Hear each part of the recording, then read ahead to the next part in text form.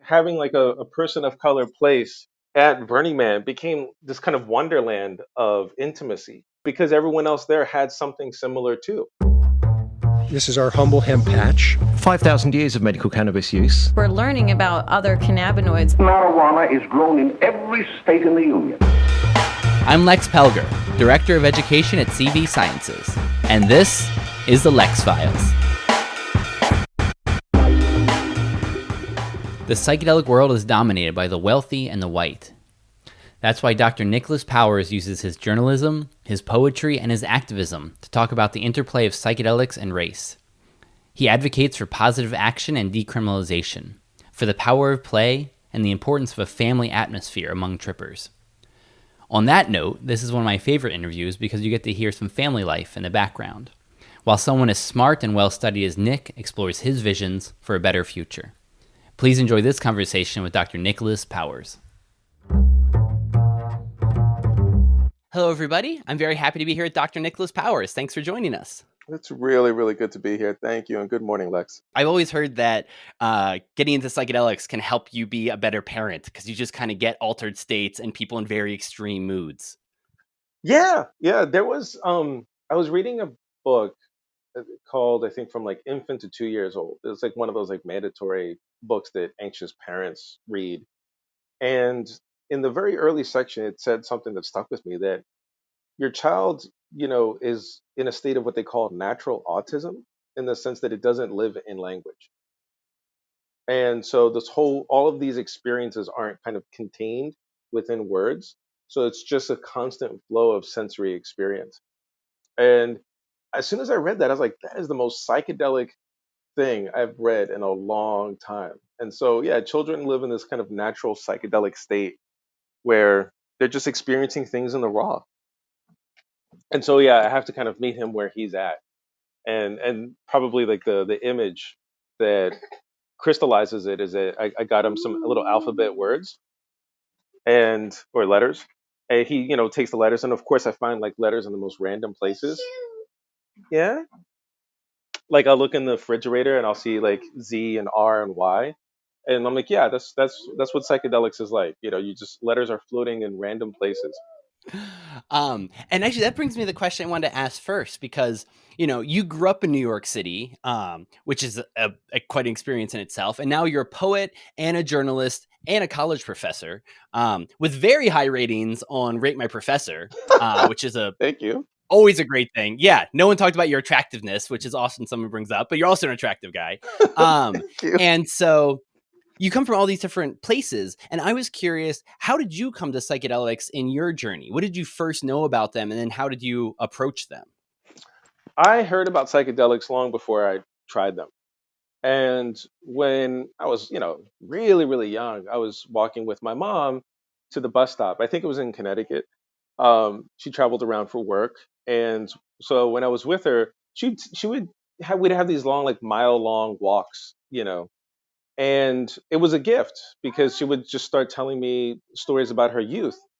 And she told me about, being a community activist and hanging out with the Black Panthers, and hanging out with the Young Lords, and then also hanging out with the hippies. So she did psychedelics occasionally. She didn't do them often. They were seen at that time kind of more of like a white hippie thing, and she was more kind of militant. But I knew about them, and I knew that she was kind of overlapping on the hippie world. And so then as I grew up, I was aware that that was a part of that time period. And then, of course, I was sold the history of psychedelics through Hollywood. So whether it was like the movie The Doors, whether it was, countless psychedelic references in TV shows or music, and so a very romantic image of psychedelics was sold to me, as a kind of an adolescence, and growing up. But I didn't actually encounter psychedelics until I went to college. And when I was in college, it was a liberal arts college, it was a communication college, and it was, very kind of avant-garde. And of course, you know, I'd never done them. And the other, well, my cohort, the other students were like, yeah, let's do some acid. And I think we were all just kind of both free, and it was in the 90s, and we were experimenting, and there were raves that we were going to at night. And so I did acid actually before I did marijuana in college. And so I had a pretty powerful trip. And I just remember running down the halls and the raw, and I thought that the halls were the inside of a giant snake because it was oscillating, and I thought that the halls were moving back and forth as I was running down them, and I would never reach the end of the hall.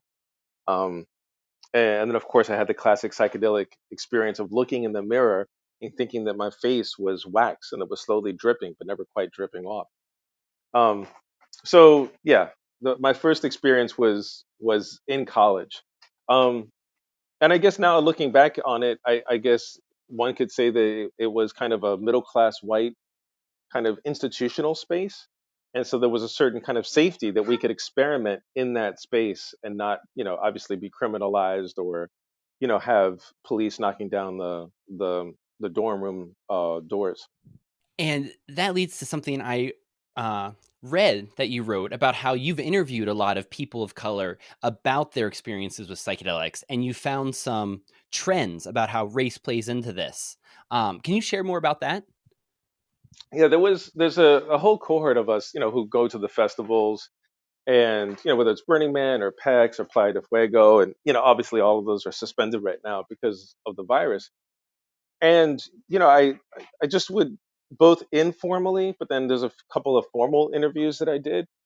And I remember them telling me that sometimes they felt that they could journey within themselves through all the different layers, not only of memories but also of self imagery, and that it forced Mm. them to confront painful relationships that had been kind of sprinkled with sugar inside of their family, or uh, self imagery that was really kind of internalized racism that they had to kind of untangle and work through, or sometimes realizing that they had been kind of playing a kind of role to fit in, like some were Caribbean American, and they had to kind of suppress their patois or suppress their accent, because they wanted to fit into Black American culture.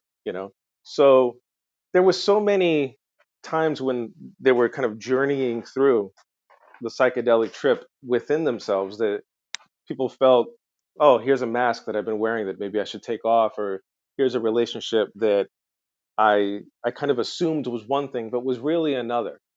And when they emerged on the other side, it was almost like, like a swimmer coming up from like a diving tank, and like all the pressure was relieved, and they were kind of just kind of stumbling on like new legs. And so the there was an incredible like journeys that happened there.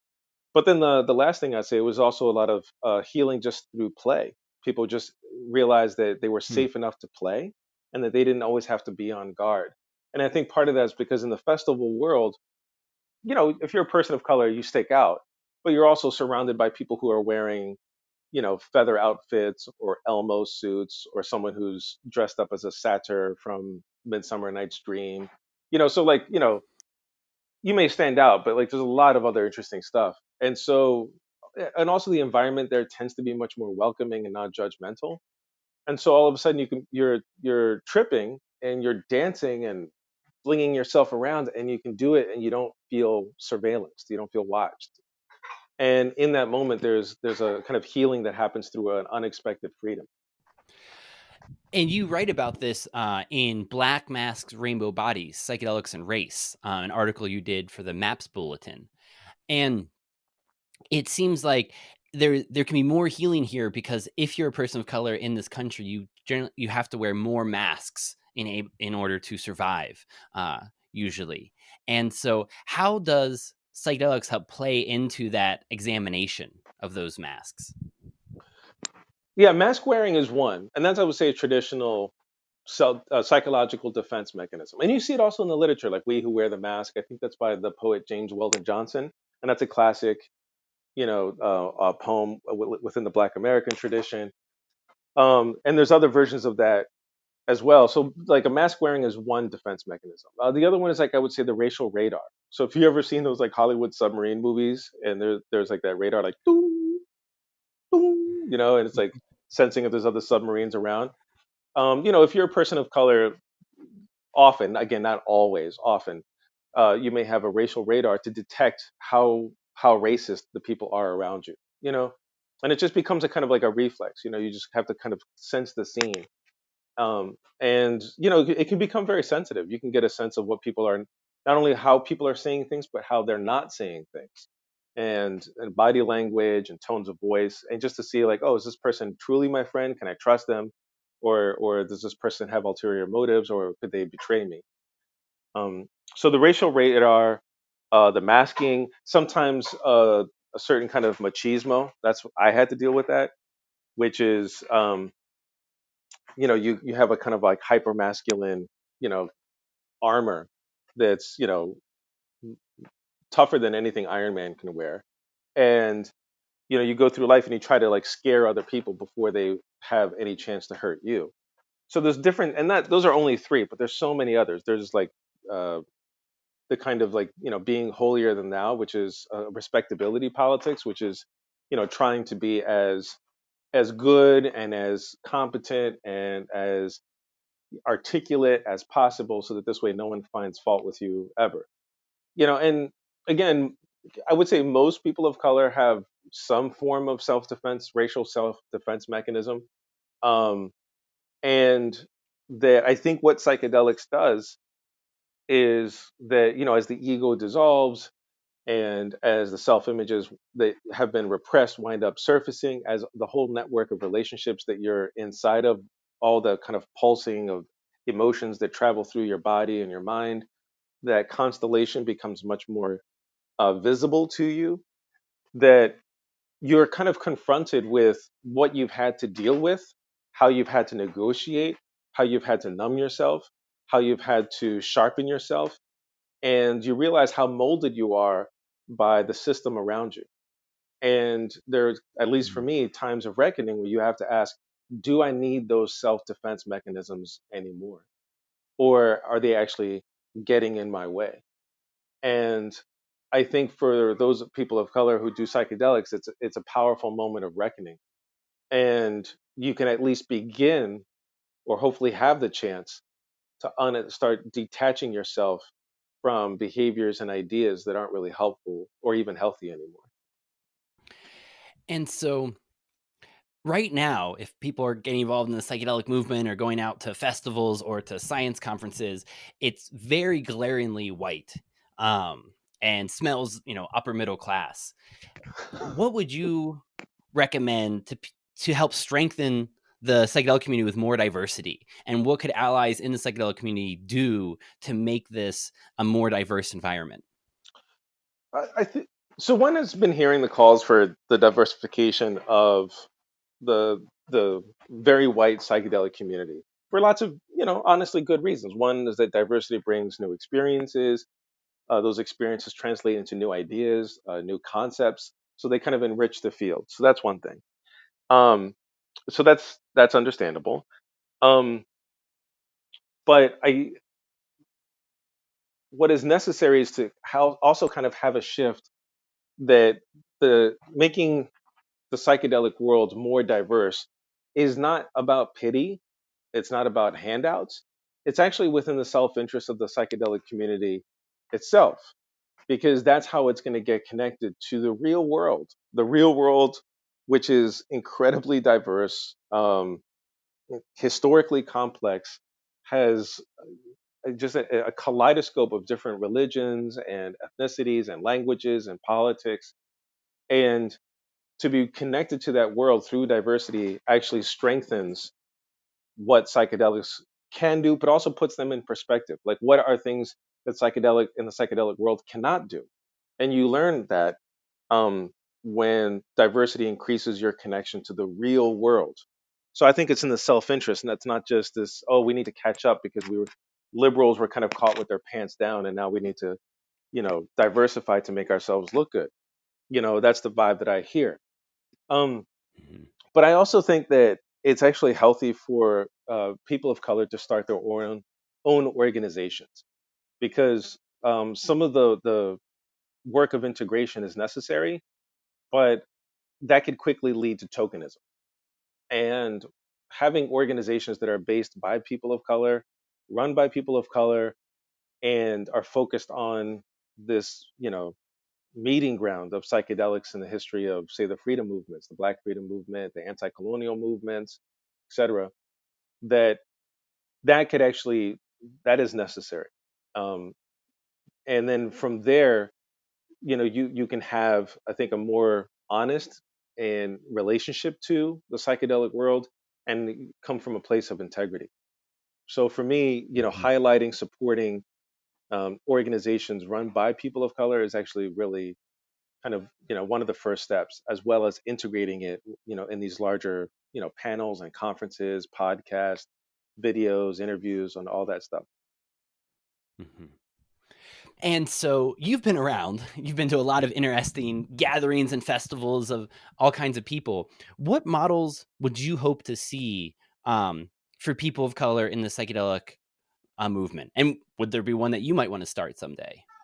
I mean, well, I started a camp, a people of color camp for Burning Man, and that's been really successful, and it's Nice. grown. It's not it's beyond me. I kind of gave it birth, and the baby has gone, and it's doing its own thing.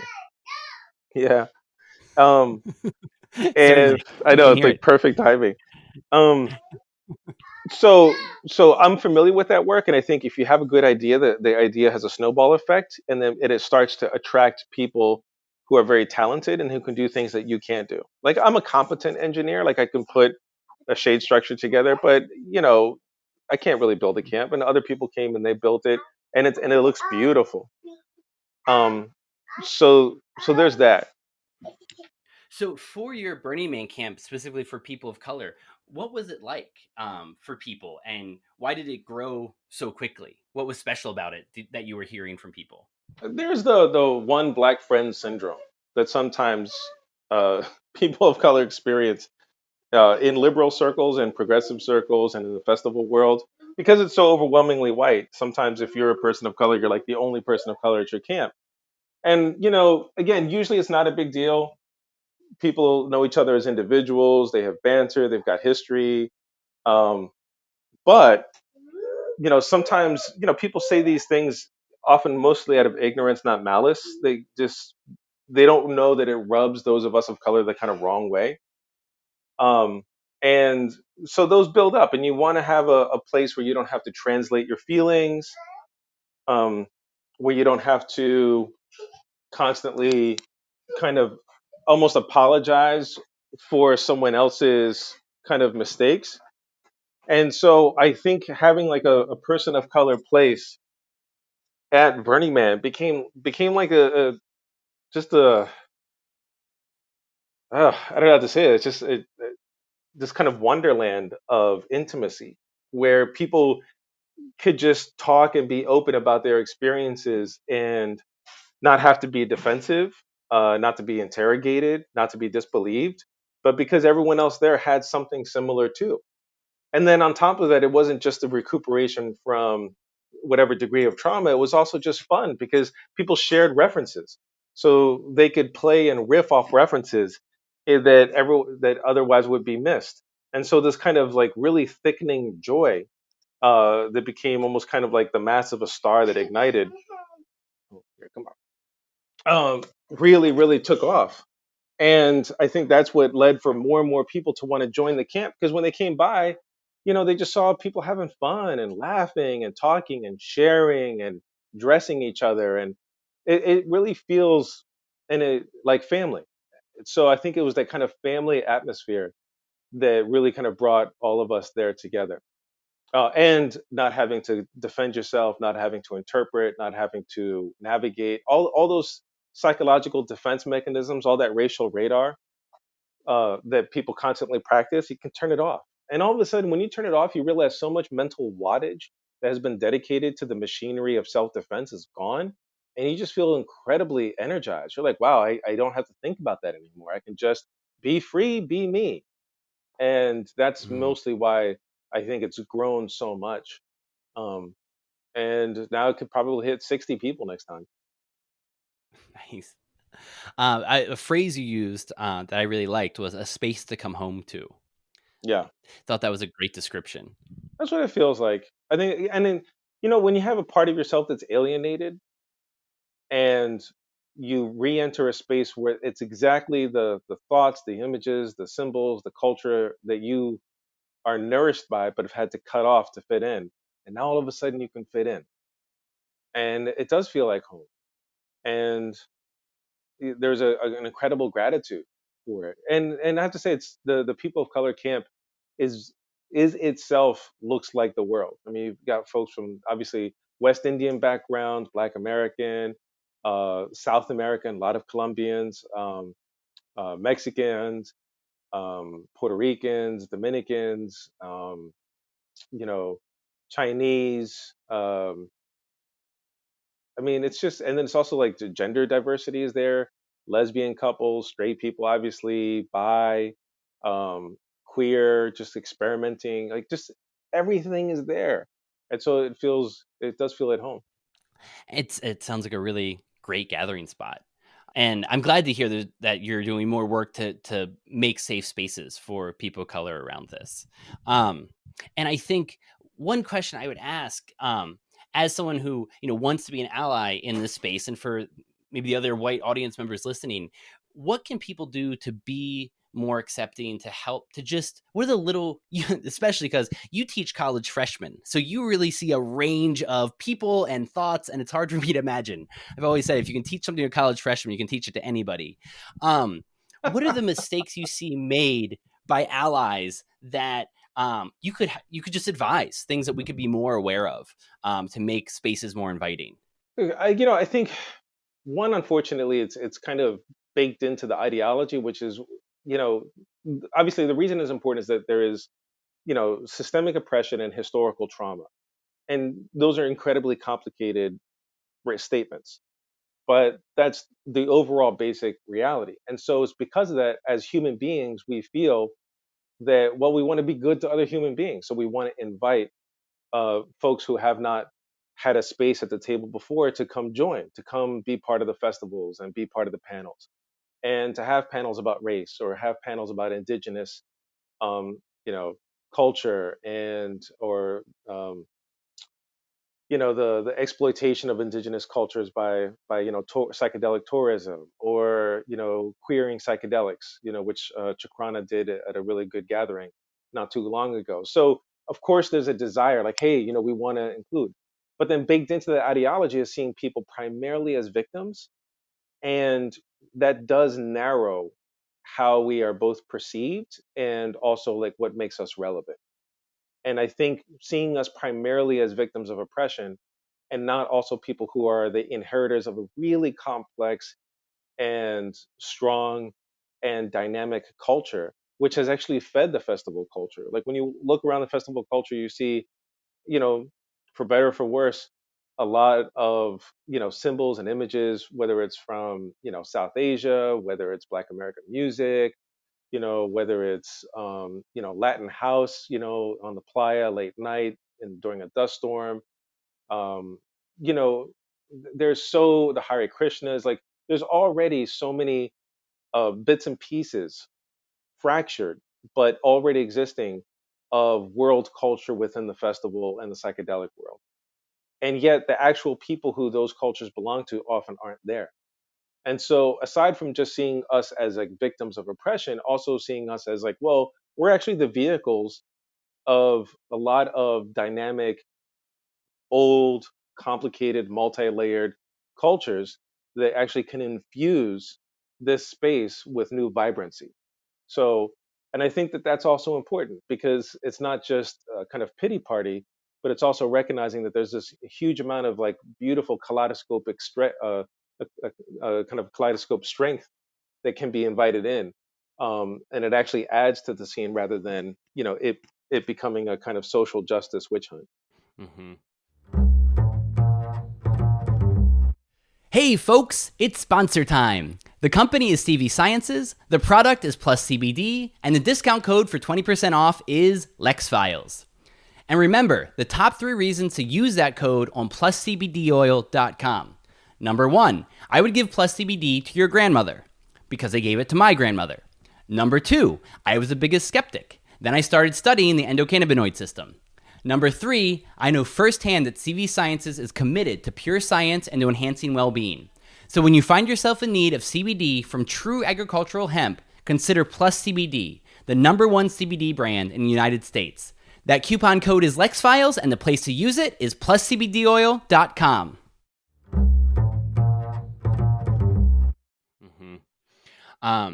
Yeah, and it feels right for the fun side of things. You know, you want the people who invented jazz. That's the kind of people you want at this kind of psychedelic party. But also on the ritual side, from Africa, from South America, you have some of the longest continuous use of entheogens on the planet. And these rituals have been honed by hundreds of generations of shamans and medicine people working with these. And it feels like that would be such a boon to this underground, non-medicalized version of kind of group self-healing that is at least the hope of what's going on in the psychedelic underground. Yeah, absolutely. And the thing is, I've become very interested in researching play therapy because so many of the aspects of play therapy, which is one of the branches of therapeutic, work, talk therapy, play therapy, um, and so many aspects of that already exist in the kind of psychedelic, but the adjacent festival world, which is when people feel free to be who they truly are. This movement of kind of suppressed pieces of the self wind up going to the surface, and then people can dress up and wear makeup and experiment with their gender and experiment with their race and experiment and play. And then a lot of those suppression that is gone then leads to transformation. And so I realized that certain modes of healing are appropriate for a specific kind of space. So, to invite people in and saying, hey, we're actually, increasing the different modes of play so that, what seems silly and kind of almost obscene or sacrilegious actually is the site of kind of burning off a lot of guilt and burning off a lot of shame and burning off a lot of fear. Um, that to me is the most important contribution that the psychedelic festival adjacent space has to offer in terms of addressing intergenerational trauma. And I think that the social justice world also has a lot to offer, but I think in a different type of relationship to psychedelics than what the festival kind of circuit has to offer. So that's why I think it's important. We can't only be seen as victims. Mm-hmm. Mm-hmm.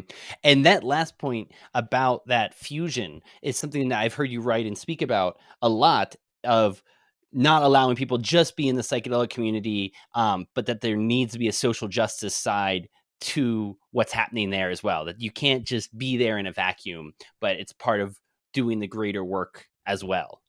Yeah, I mean, there are layers of social justice work. So, like, Monica Williams, has definitely advocated for the integration of treatment so that we can actually have people of color who are involved both in the treatment and the research of all this. So that's one layer of social justice work, absolutely necessary, because like how are you going to get good medical information unless you begin to like actually diversify the pool of patients that you have to work with? So that's one layer. Another layer is making safe spaces and having places so that people who are dealing with issues or the crisis of sexual assault, which has kind of been buried under the psychedelic rug and has been finally, kind of pulled out and open, that's really addressed. And, to also to have, like Bria loves doing workshops around consent, but also about gender expression. I mean, like, so that's another layer of social justice. And thankfully, that's kind of washed through. There's also a burner organization. The name escapes me right now, but I remember seeing a lot of their flyers in the porta potties at Burning Man talking about consent. Again, totally valuable. Another layer of social justice is dealing with sometimes drug overdoses or people who are having hard trips, but also dealing with the drug war. That's another layer of social justice. So, you know, it's like the different prongs of social justice activism actually create the space for more trust and more fun, which leads to more transformation through healing and joy inside the festival world. So I think that that's what's really important, is that the social justice kind of are like the bulldozers. They clear out the space, clear out the way. And then inside that cleared out space, then you have the possibility of a kind of temporary working utopia that's, however ephemeral and short it is, can transform people so they can imagine something better when they leave and go back to their lives. That's a great vision. And it actually speaks to what I wanted to ask you, because you also pay close attention to politics and write about a lot in the history of politics. If we put you in charge of psychedelics in the United States and how they get out there, which I would love to be able to do, is put you in charge. What, and you don't have to put out the whole vision, but what legal frameworks would you enact, or what's closest to your heart in terms of where you'd like to see the law around psychedelics and how they're actually used legally? Yeah, first, a total medical decriminalizing psychedelics at the first step. When I say stages, and this is what I mean, why this decriminalizing at first for medical treatment, then realizing that it is not only social justice, but it is practical governance to create an infrastructure of treatment for the most uh, historically harmed communities in the United States. And by that I mean is first the poor.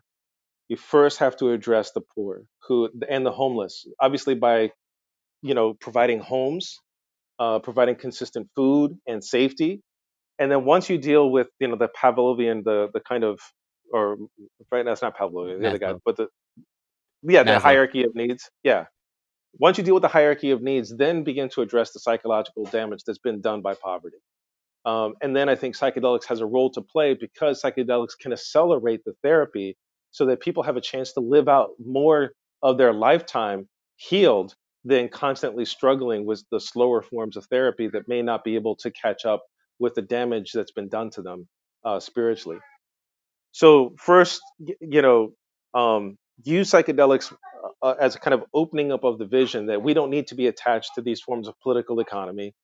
Um, Set up you know, deal with people's basic needs first, then try to have a core of psychedelic therapists that use these medicines as a way to accelerate the healing, and then from that build a corpus of knowledge on how do you address different types of trauma, especially because they can interact in very combustible ways in the private lives and in the tissue and the sinews of people's bodies. And then also begin to address, well, how do we deal with the trauma of sexism that's been inflicted on women's bodies, racism on the bodies of people of color, homophobia on trans bodies, gay bodies, and begin again to have a core of people, therapists, who could use psychedelics as a way of quickening the therapy so they can live more of their lives as healed people who have integrated the trauma into their psyche, and so they can actually distill the wisdom that comes from pain and give them a larger vision of life, a larger measure of life. And then from that, move out kind of a larger world and say, does this economic system that we have, in which we go to work, we get the money pays for our rent, pays for our food, etc. Is there not something more evolved that we can do as a species with our ability to labor and imagine? And maybe start moving towards a UBI model, not so that people don't have work to do and lose meaning in their life, which was a critique that uh, uh, Joseph Stiglitz, and Hmm. some other Marxist economist, Richard Wolff, said that work provides meaning in life. It was like, well, there's a different type of work that's available in a kind of more utopian world, which is thinking about festivals as a place where people can work through the pain that has been left in their families and in their bodies from a system that's denied them being able to stay in touch with their spirit because they've been working all the time. And and then moving towards a kind of a model of a society where it's not about consumption and status seeking, but it's about interconnectedness, community, creation of art and science, and that's the focus. Um, so I guess basically to try to end up in a hippie Star Trek world. This was always Gene Roddenberry's view, wasn't it? This is what Star Trek was heading towards. Yeah, Oh, and by the way, I should put in the definition. Just you said UBI, that would be universal basic income, correct? Just to yeah, make yeah. sure the definition's there. Universal basic income, because I think that that's the pathway to a different type of work, to a spiritual work. So it's not like it's the absence of work. It's just saying, look, I mean, think about all the wars, all the refugees that are flowing between the borders of the Mediterranean, the refugees that are showing up at the border of the U.S. Mexican border, people who are desperate, people who've had their loved ones shot right in front of them, or have people who've seen raped and butchered, whose countries have been decimated by climate change, and there's dust clouds covering up whole villages, and they're running. Like we're going to have 60 some million environmental refugees in the upcoming years. How are we going to deal with that? Not capitalism, not the way that we're dealing with it now. So there needs to be a new model of society, where a lot of this pain that people are carrying in their body has to have a place that it could be transformed, integrated into the psyche, transformed into cultural knowledge, and used to help us then reimagine what are we going to do with all this incredible technology and our brains and our bodies and our opposable thumbs and all of this gift that evolution has given us. What are we going to do with it?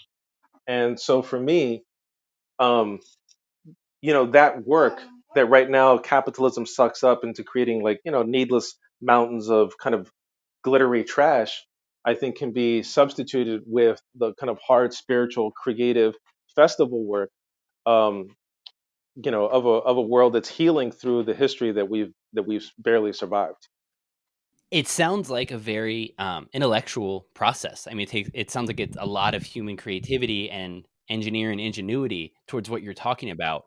And I think we're all being called to that these days. It just feels like the gauntlet has been thrown down. Things matter so much right now. And so I don't want to let a college professor go without asking, who are the authors who helped you along the way towards where you are now? W. Du Bois, um, Okay. Andre Breton, Toni Morrison, um, oof, so many. Herman Hesse, especially Siddhartha, was really, really beautiful. Um, Nice. Asada's book, she only had one book, but it really made an impact on me. Um, and it's a self-titled book, Asada, but it talks about her kind of politicization in the 70s. That's just an incredibly helpful book. Um, and James Baldwin. And I guess the last person I would say, this is going to be an odd one. His name is Michael Thiewitz, and it's a German name, so I'm not pronouncing it correctly. But he has a two-volume book called Male Fantasies, and I remember reading that in college. And the reason that I know, la la la, the reason that stayed with me is because he really uncovered some of the dynamics of fascist masculinity, and he did this with a study of his own German family post World War II. And some of it you see constantly repeating. And I think that was a book that kind of showed me, what were the pitfalls of a certain kind of fascist masculinity that is oddly enough actively promoted, via Hollywood through a lot of these kind of military based movies. So that was an incredibly helpful book, Male Fantasies, Volume One and Two. Um, and actually, I pulled up the quote that you've highlighted from Asata Shakur, from their autobiography, and it's a question I wanted to ask. The last one, maybe, because the quote is, "In my tongue-tied, confused state of marijuana intoxication, I was trying to communicate. I was feeling guilty and stupid, silly, and politically backwards. I was embarrassed to be bumbling down the street, too high to deal with reality, much less change it. I had heard somebody say that revolutionaries get high on the revolution, and that it was the best high in the world. Quote, I'm going to check out that high, I said, unquote. And it's something I wanted to ask you about because, of course, the war on drugs has always been a tool of racial suppression. Its primary purpose and focus. But the drugs themselves have often been used as suppressing agents as well. And I was wondering if you could talk about some of that history, especially with your mother's knowledge of the Black Panthers. Yeah, I mean, it was my mom who first told me. Also, she gave me a complicated double-sided story of psychedelics. So on one hand, I wouldn't say psychedelics actually. Psychedelics were during the 60s and 70s. She didn't obviously take them very often, but when she did, they were fun, they were helpful. But there was a kind of safe space with which she could do that. But then later, and this is something I said in the Horizons talk, I think in 2017, she told me that she saw a lot of the activists, soldiers coming back from Vietnam on heroin, glazed eyed, and a lot of the activists getting lost in these kind of sometimes psychedelic, but most often like just like other drugs, and just kind of becoming chemical zombies in the streets. And part of that obviously was not just the drug itself; it was this, and this is Carl Hart's idea, that it was the shift in culture around drug use, was a shift in culture that created this kind of using drugs as a form of escapism, because the things had gotten too hard. People had been killed and put in jail. The heat police had come down pretty hard. So I always had these two senses of what um, drugs can do. One, they can be very fun and liberating, and on the other hand, they could also diminish your ability to act in the world and actually could be a tool of suppression. And then when I went back and I did the work, this is something that I've heard from my friends for a long time, that drugs are kind of a new form of enslavement of people of color. And this is because I was growing up through the crack era. And so a lot of folks looked at crack addicts, which are basically cocaine addicts, it's just cooked up cocaine, as kind of victims of white supremacy, in the sense that there were people who were so lost, and that they were just kind of lost in this drug haze. And so when you look at the history, whether it's Frederick Douglass, A Narrative of a Slave, Assata Shakur, Malcolm X in his speeches, the drugs have often been seen as being poured into Black and Brown communities as a way of keeping them quarantined there and away from respectable middle class, upper class neighborhoods. And so the drugs were seen as kind of I remember Public Enemies calling the blunt as the back of the black behind, basically kind of saying the drugs were a tool of white supremacy to destroy people of color. So, there's that double-sidedness there. And now, because there's a kind of class divide within communities of color, that you're seeing more images of, say, Black psychedelic use, whether it's in the movie The Black Panther, whether it's in Girls Trip, where I think they take absinthe, from pronouncing that correctly, and they have like a psychedelic trip in the movie, and it's really hilarious to see Queen Latifah thinking she's talking to this kind of beautiful Mediterranean Romeo, and it turns out that she's dry humping a lampshade, and people are like, "Girl, you're tripping!" Like she literally was tripping. So they're all hallucinating, and it was done up for laughs because these were middle class Black women on a trip. And so what you see over and over again, and the literary version is, I think, in Touré's Who's Afraid of Post Blackness, and it's a book that came out a couple of years ago. And so this whole idea that people who are middle class and upper class of color can start talking more about openly about doing psychedelics, because it's seen that their class kind of leverages against race, and it's seen as kind of playful, fun experimentation. Um, so right now, the imagery of psychedelics and race is becoming thankfully more complicated, because reality is complicated. And there's class divisions, regional divisions, religious divisions, all which play into how people approach or relate to psychedelics.